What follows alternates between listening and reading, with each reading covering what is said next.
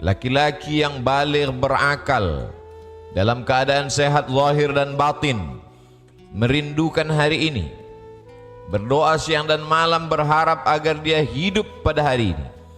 Tapi kemudian berapa banyak orang yang hidup tapi tidak ikut bersama kita di rumah Allah karena disibukkan dengan dunia. Mereka adalah orang-orang yang menyesal ketika menghadap Allah. Mereka berkata, Rabbana ya Allah, absarna, mata kami sudah melihat azab, wa sami'na, telinga kami sudah mendengar pekikan teriakan azab, farji'na, balikkan lagi kami ke dunia, kembalikan kami dalam kehidupan, inna muqinun, kami yakin seyakin-yakinnya. Tapi hari itu penyesalan tak lagi bermakna. Berapa banyak orang yang sampai hari ini masih hidup tapi dicabut Allah Subhanahu wa taala nikmat iman dan Islam. Sakit bukanlah azab. Berapa banyak orang yang sakit, la yusibul mu'min min nasabin wala wasabin wala saqamin wala syaukin yashtakuha. Demam, risau, gundah gulana, sampai duri yang menusuk tapak kaki. Sesungguhnya itu adalah cara Allah ingin menghapuskan dosa-dosa. Ada orang-orang yang silap, salah dan berdosa, lalu Allah sayang kepadanya. Innallaha idza ahabba qauman ibtalahum. Kalau Allah sayang kepada kaum itu, Allah uji dia dengan penyakit, lalu Allah bersihkan dia hatta yamshi 'alal ardi makanan alaihi khati'ah, sampai dia berjalan di atas muka bumi tidak lagi ada dosanya walaupun sebesar debu, bersih sebersih-bersihnya. Tapi terkadang pandangan manusia berbeda dengan pandangan Allah Subhanahu wa ta'ala. Allah menguji manusia membuat derajatnya naik. Allah menguji manusia membuat dosanya hilang. Allah menguji manusia membuat dia sabar, dan ketika dia sabar Allah berikan balasan. Innama yuwaffas sabiruna ajrahum bighairi hisab. Balasannya tidak dapat dihitung oleh manusia. Tapi kemudian manusia memandang inilah orang yang terlaknat karena sering sakit. Inilah orang yang terlaknat karena selalu banyak kesulitan, kesusahan dalam hidupnya. Padahal orang yang terlaknat adalah orang yang ketika diberikan nikmat, manusia menganggap, menyangka itu nikmat, padahal itu hanyalah azab yang tertunda. Apa kata Allah Subhanahu wa taala? Sanastadrijuhum, kami berikan mereka istidraj min haitsu la ya'lamun, tanpa mereka sadari mereka sedang dipermainkan Allah Subhanahu wa taala. Orang menyangka mereka adalah orang-orang yang diberi nikmat, padahal sesungguhnya dia sedang dipermainkan dengan azab tapi berbaju nikmat. Nabi menjelaskan ayat ini, innallaha la yumli lizalim. Allah Subhanahu wa taala mengulur orang-orang yang zalim, yang aniaya. Diulur umurnya panjang, diulur rezekinya banyak, diulur keluarga anaknya sehat lengkap sempurna, tapi justru itu menjauhkan dia dari Allah Subhanahu wa taala. Ada manusia ini perbuatannya jauh dari Allah, tapi istrinya dekat kepada Allah. Ada manusia ini keluarganya jauh dari Allah, tapi pekerjaannya dekat kepada Allah. Laknat adalah ketika tiga-tiga yang ada dalam diri manusia semuanya jauh dari Allah Subhanahu wa taala. Tabbat syada Abi Lahab wa tabb. Abu Lahab dilaknat Allah. Apa yang pertama jauh dari Allah Subhanahu wa taala? Ma aghna anhu maluhu. Hartanya yang banyak justru membuat dia semakin jauh dari Allah. Wa ma kasab. Usahanya, pekerjaannya, perbuatannya, aktivitasnya juga membuatnya jauh dari Allah. Wa mra'atuhu hammalatal hatab. Perempuan yang mendampingi dirinya juga membuat dia semakin jauh dari Allah Subhanahu wa taala. Jangan sampai kita salah pandang. Karena salah berpikir, maka kita akan salah melihat, salah berbicara. Akhirnya kita akan suudzon kepada Allah Subhanahu wa taala. Di mana keadilan Allah?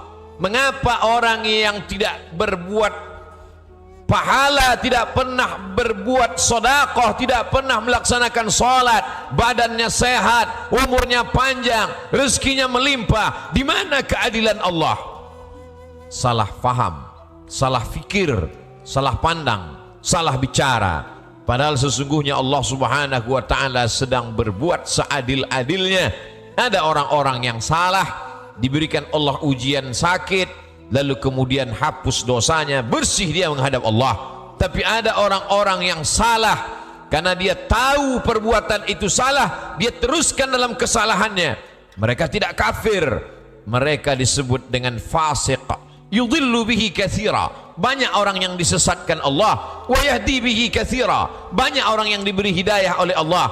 Siapa itu orang yang disesatkan Allah? Wa ma yudhillu bihi illa al-fasiqin, yang disesatkan Allah adalah mereka yang fasik. Siapa itu orang fasik? Orang yang tahu bahwa perbuatan itu salah, dia lakukan kesalahan itu dengan penuh kesadaran. Dia sadar bahwa dia diperhatikan Allah, dia tahu bahwa dia lihat Allah, dia tahu bahwa bersamanya inna alaikum lahafizin, bersamamu ada malaikat-malaikat yang menjaga, kiraman, mulia, katibin, mencatat, ya'lamuna ma taf'alun, mereka tahu apa yang kamu lakukan.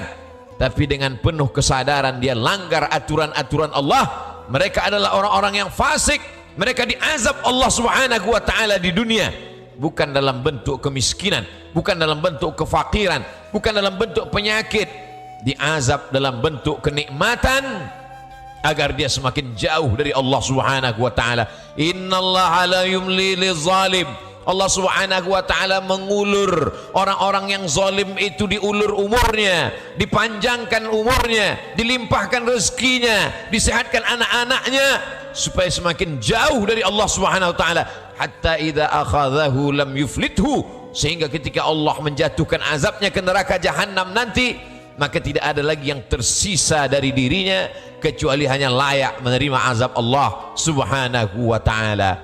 Innallaha la yazlimu mithqala dzarrah, Allah tidak pernah berbuat zalim aniaya walaupun sebesar biji sawi, sebesar ujung rambut, sebesar ujung tombak, sebesar mata kail pancing, sebesar butiran debu, sebesar tapak kaki semut yang hitam di atas batu yang hitam di tengah malam yang kelam. Tidak pernah Allah subhanahu wa ta'ala zalim dan aniaya. Lalu kenapa manusia itu masuk neraka? Karena perbuatannya sendiri, karena tindak tanduk dan tingkah lakunya. Karena Allah sudah memberikan dia ala fil jasadi mudghah, ketahuilah di dalam jasadmu itu ada segumpal. Idza salahat salahal jasadu kulluh, kalau yang dalam hati segumpal daging itu baik, maka baiklah seluruh jasadmu dari ujung rambut sampai ke ujung kaki. Wa idza fasadat, tapi kalau segumpal itu rusak, fasadal jasadu kulluh, maka rusaklah seluruhnya dari ujung kaki sampai ke ujung rambut. Ala wahiyal qalb, sesungguhnya yang segumpal itu adalah hati. Wa nafsi wa ma sawwaha, demi jiwa manusia dan penciptaannya. Fa alhamaha fujuraha, Allah berikan jalan fujur, jahat, buruk, hitam, bengkok. Wa taqwaha, Allah berikan jalan yang lurus, baik, saleh. Maka kemudian tinggal manusia memilih. Manusia memilih. Qad aflaha man zakkaha, beruntunglah orang yang mensucikan hatinya, lalu dia memilih jalan yang diberikan Allah subhanahu wa ta'ala. Wa qad khaba man dassaha, rugi sia-sialah orang yang mengotori jiwanya, lalu dia mengotori dirinya, lalu kemudian dia kembali kepada Allah dengan pakaian dosa, lalu kemudian dia heran sendiri melihat dirinya di hadapan Allah. Ya Rabb, ma li hadzal kitab, mengapa buku catatan dosa amal perbuatan saya ini la yughadiru saghiratan, semua yang kecil-kecil, wala kabiratan, semua yang besar-besar, illa ahsaha, semua tercatat tertulis dalam buku yang nyata. Allah subhanahu wa ta'ala berkata padanya saat itu, Iqra, bacalah. Di dunia kita diperintahkan membaca Al-Quran bersama para kiai, guru, habaib, alim ulama, kita diperintahkan membaca kitab-kitab. Tapi saat itu kita diperintahkan Iqra kitabak, baca buku catatan amalmu. Kafa bi nafsikal yauma 'alaika hasiba, cukuplah itu sebagai alat untuk menghitung segala perbuatanmu. Tapi saat itu apa daya, apa yang dapat dilakukan manusia? Penyesalan tak lagi bermakna. Saat itu dia hanya dapat mengutuk dirinya. Saat itu wasiqal ladzina taqaw rabbahum, orang-orang yang takut kepada Allah, maka dia akan digiring, dibawa ilal jannati zumara, masuk ke dalam surga berjamaah. Sampai di pintu surga, apa kata malaikat menyapa? Salamun, selamat kamu, tibtum, kamu sudah berbuat baik, fadkhuluha khalidin, masuklah kamu ke dalam surga khalidin, kekal selama-lamanya. mendapatkan salam dari pejabat, mendapatkan salam dari orang kaya, betapa bangga, betapa terhormatnya. Ini bukan salam dari makhluk. Salamun qaulan min rabbir rahim, salam dari Allah subhanahu wa ta'ala. Jibril pernah menitipkan salam kepada Sayyidatuna Aisyah Ummul Mukminin. Betapa senangnya mendapatkan salam dari makhluk yang tak berdosa, malaikat. Tapi ini salam dari Allah subhanahu wa ta'ala. Salamun, salam, bersih, suci, tak ada noda dan dosa. Min Rabbir Rahim, dari Allah yang tak ada kotoran. Subhanahu, maha suci. Wa ta'ala, maha tinggi dari makhluk. Lalu siapa yang mendapatkan salam dari Allah itu? Yang mendapatkan salam dari Allah juga orang-orang yang hatinya salam. La yanfa'u malun, hari itu tak ada guna harta, wala banun, tak ada guna anak, illa man atallaha, kecuali orang-orang yang datang menghadap Allah biqalbin salim, dengan hati yang bersih, dengan hati yang suci. Tubuh manusia penuh dengan kotoran, tubuhnya dari daging, dari darah, dari tulang, dari kuku dan bulu, hancur busuk menjadi nanah, nanah menjadi santapan cacing tanah, kotor, bau, hina, rendah. Tapi kemudian dia menjadi mulia karena hatinya yang bersih mengingat Allah subhanahu wa ta'ala. Aneh, ajaban, manusia itu memang makhluk yang benar-benar aneh, diciptakan dari sesuatu yang kotor, rendah, hina. Lalu kemudian setelah ditiupkan roh ke dalam jasadnya, faqa'u lahu sajidin, semua makhluk-makhluk malaikat bersujud kepadanya. Lalu kemudian Allah subhanahu wa ta'ala mengujinya. Setelah makhluk bersujud kepadanya, maka iblis menggodanya. Tergoda dia dengan segala yang apa dia lihat di dunia. Semua yang dia pandang menggoda, semua yang dia dengar juga menggoda hati kecilnya. Tapi ada orang-orang yang diberikan Allah subhanahu wa ta'ala istiqamah. Alladzina qalu rabbuna Allah, mereka berkata Rabbku Allah, summa istaqamu, setelah itu dia istiqamah, maka Allah berikan balasan. Tatanazzalu alaihimul malaikah, turun kepada mereka malaikat. Apa kata malaikat? Berkata, alla takhafu, jangan kau takut, wala tahzanu, jangan kau sedih. Karena memang penyakit manusia hanya dua saja. Yang pertama takut, yang kedua sedih. Takut terhadap masa depan, sedih terhadap masa lalu. Sedih terhadap masa yang sudah lampau. Ada kekhawatiran, ada kecemasan yang berlebih dalam diri manusia untuk melihat masa depan. Cemas yang berlebih itulah yang membuat naik tensi darah. Cemas yang terlalu berlebih dari batas normal itulah yang membuat naik jantung koroner, diabetes dan lain sebagainya. Tapi orang-orang yang istiqamah, dia selalu berada dengan Allah subhanahu wa ta'ala. Masalah hidup ini besar, tapi dia berharap kepada yang maha besar. Allahu Akbar. Masalah hidup ini hebat, tapi dia mendekat kepada yang maha hebat. Allah Jalla Jalaluh, mulia. Tidak ada yang lebih mulia daripada Allah subhanahu wa ta'ala. Semua yang bersama dengan Allah, maka Allah akan membersamainya. Orang-orang yang diuji itu selalu merasa bersama dengan Allah, maka kemudian Allah membalasnya, innallaha ma'as sabirin, Allah bersama mereka. Ayatnya tidak berkata innas sabirina ma'allah, orang-orang sabar bersama Allah, tapi Allah lebih mendahulukan dirinya. Aku bersama mereka, kata Allah subhanahu wa ta'ala. Ana inda husni zanni abdi bi, aku menurut prasangka hambaku kepadaku. Idza dzakarani, kalau dia mengingat aku, menyebut aku, fi nafsihi, dalam dirinya sendiri, dzakartuhu fi nafsi, maka aku pun akan menyebut, mengingatnya sendiri, kata Allah subhanahu wa ta'ala. Wa idza dzakarani fi mala'in, kalau dia mengingat aku, menyebut aku bersama orang-orang yang ramai, bersama makhlukku, kata Allah, dzakartuhu fi mala'in, aku juga akan balas, aku akan sebut namanya, aku akan muliakan dia, fi mala'in khairum min mala'ihim, di satu kelompok jamaah, di satu kelompok orang makhluk yang lebih mulia daripada mereka. Saat itu makhluk ini dimuliakan Allah subhanahu wa ta'ala. Majtama'a qaumun fi baitin min buyutillah, sekelompok orang berkumpul di rumah Allah, yatsluna kitab Allah, yang dia baca adalah firman ayat-ayat Allah, wa yatadarasunahu fima bainahum, dia kaji isinya dalam kajian tafsir, dalam kajian fikih, dalam kajian hadis, dalam kajian akhlak, dalam kajian usul fiqh. Nazalat alaihimus sakinah, turun ketenangan ke dalam hati mereka. Hati bukan punya kita. Qalbul mu'min baina asabi'ir rahman. Hati orang beriman seperti uang logam yang dipermainkan di jari jemari. Begitulah Allah Subhanahu wa taala kuasa untuk membuat hati yang sempit menjadi lapang, untuk membuat hati yang susah menjadi senang. Semua berada dalam genggaman qudrat iradat kuasa Allah Subhanahu wa taala. Haffat bihimul malaikah, mereka dikelilingi oleh para malaikat. Wa dzakarahumullahu fi man indah, dan mereka dibanggakan Allah Subhanahu wa taala kepada para malaikat. Ketika Allah menciptakan manusia, apa kata malaikat? Ataj'alu fiha, untuk apa kau ciptakan mereka ya Allah? Ataj'alu fiha may yufsidu fiha wa yasfikud dima. Mereka hanya akan berkelahi, berperang, menghancurkan negeri. Lalu apa kata Allah Subhanahu wa taala menjawab dengan kata-kata kalimat rahasia, inni a'lamu ma la ta'lamun. Aku lebih tahu apa yang kamu tidak tahu. Kata-kata firman Allah terbukti karena dia maha benar.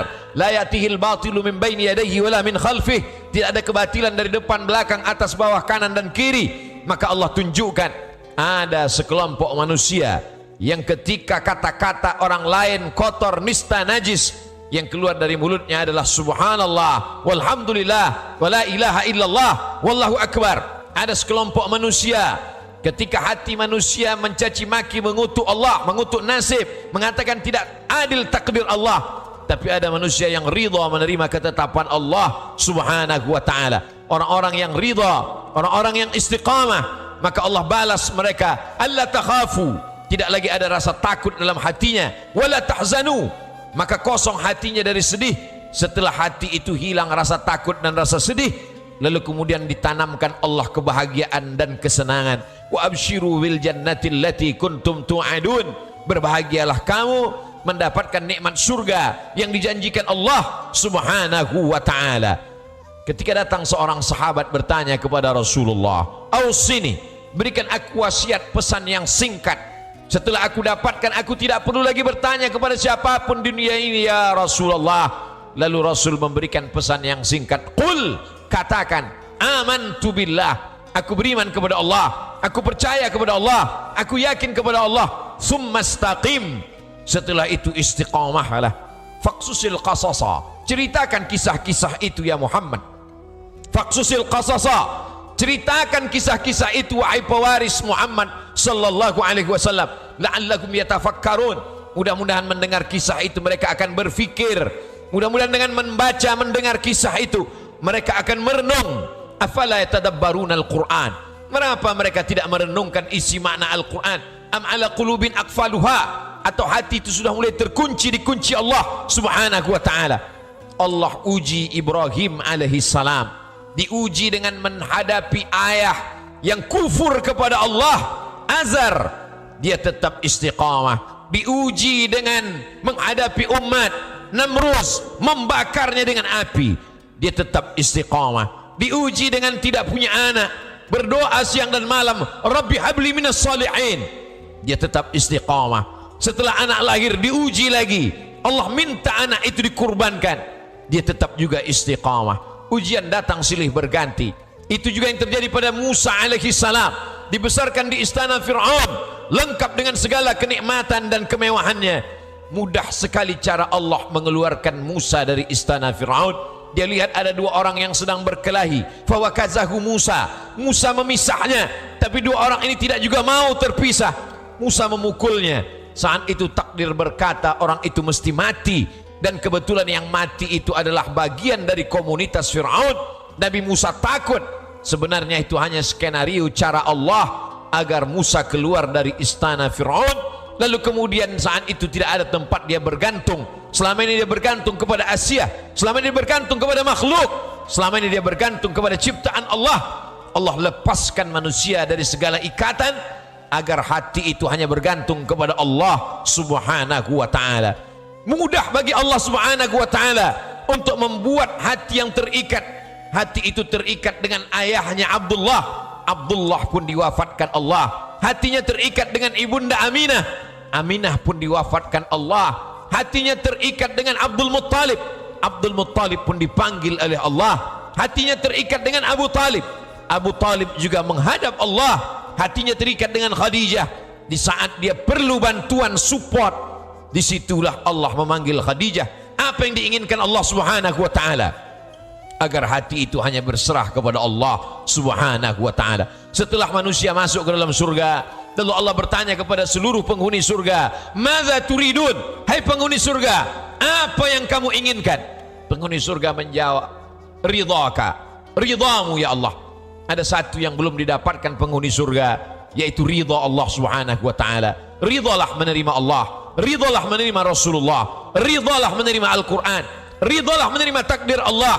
Ketika Allah ridha, maka Allah tanamkan ridha di dalam hati hamba, maka hamba seluruh makhluk pun akan ridha menerimanya. Maka saat matahari belum terbit, selesai salat subuh, kita berkata, "Raditu billahi rabba wa bil islami dina wa bi Muhammadin nabiyya wa rasula." Aku ridha menerima Allah. Kalau sudah ridha menerima Allah, jangan tolak kitab Allah. Kalau sudah menerima Allah, jangan tolak Rasulullah. Kalau sudah menerima Allah, jangan tolak suratan takdir dari Allah. Maka sesungguhnya orang-orang yang berkata raditu billah tapi tak sesuai dengan perbuatannya, dia sudah jauh dari Allah Subhanahu wa ta'ala. Hari ini pedagang meninggalkan dagangannya, yang dosen meninggalkan ruang kelasnya. Semua yang sibuk hari ini ridha menerima panggilan. Apabila kamu dipanggil, fas'au ila dzikrillah, bersegeralah kepada Allah, maka sesungguhnya dia orang yang takut dan ridha menerima ketetapan Allah Subhanahu wa ta'ala.